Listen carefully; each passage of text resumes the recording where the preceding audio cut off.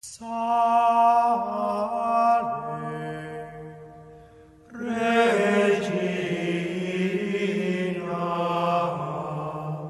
Mater misericordiae.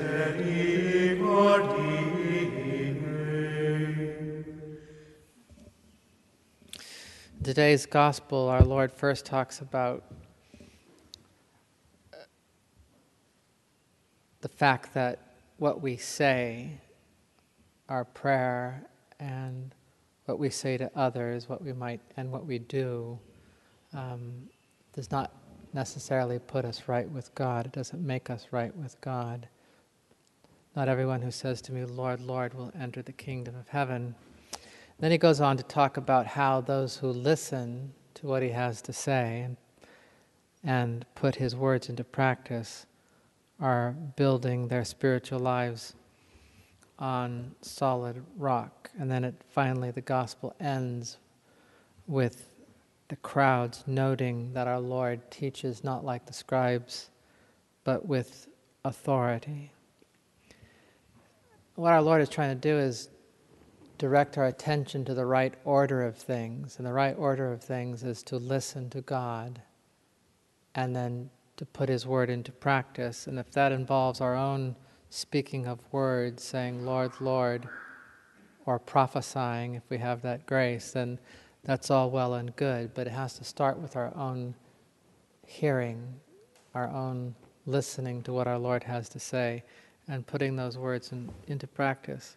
And what our Lord is criticizing is when we take that right order of things and get it all mixed up, or even, in some cases, completely reverse it. Sometimes people will think that they speak in the name of God, they speak prophetically, and yet their lives are miserable and far from the Lord. In a sense, that's the way the Pharisees and the scribes were. They were in a position to speak for God. They sat in the chair of Moses. They had the authority to speak in the name of God.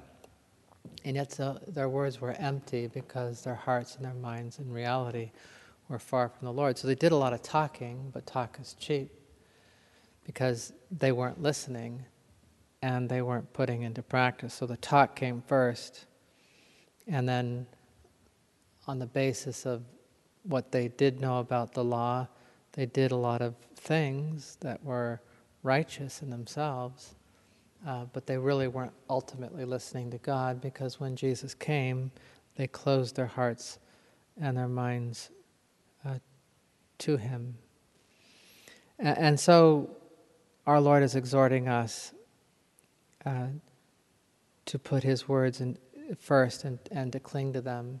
The problem with the scribes and Pharisees is that they weren't listening to God, and they were listening to their own passions, their own pride, to the voices of the world. And we who have to deal with the godless world are constantly besieged with other voices and with the temptations that come from our own weakness and from also the devil.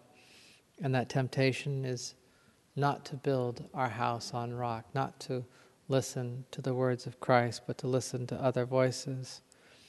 Those voices sometimes drowned out what our Lord has to say, and we need to cut out space and time every day to make sure that we listen to what the Lord has to say, that we are training our memory and doing it under the influence of grace.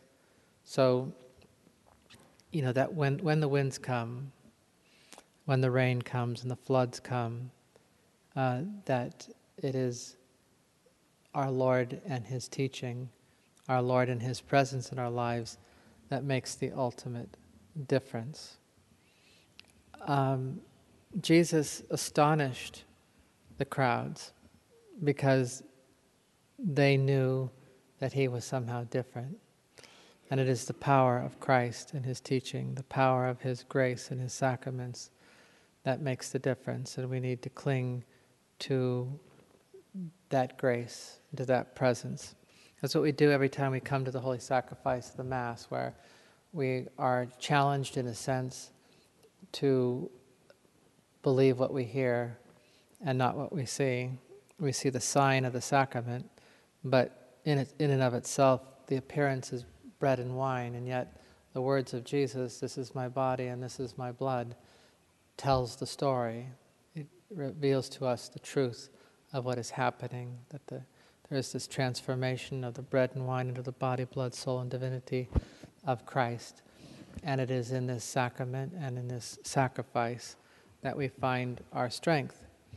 And, for most Catholics, that have accepted what it means to be a Catholic, there is the grace of believing in the Eucharist, and it's really not all that difficult. That's why we're here. We're here because we believe. And we know that we depend upon our Lord.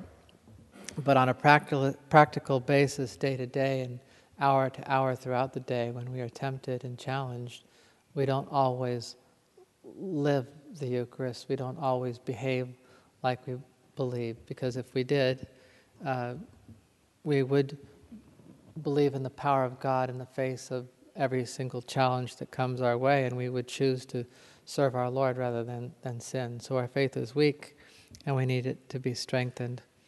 And so we call out, "Lord, Lord," not expecting to be counted as just, but because we are needy, because we are beggars, and the Lord is good and He will take care of us. And so let us today not assert some kind of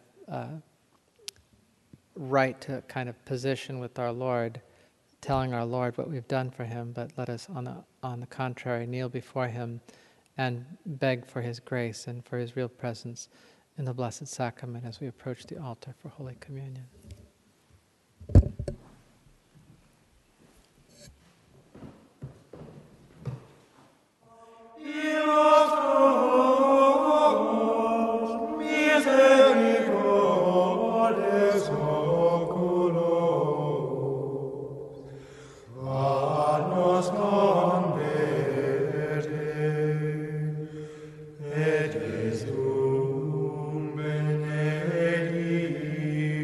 Fructum ventris tui,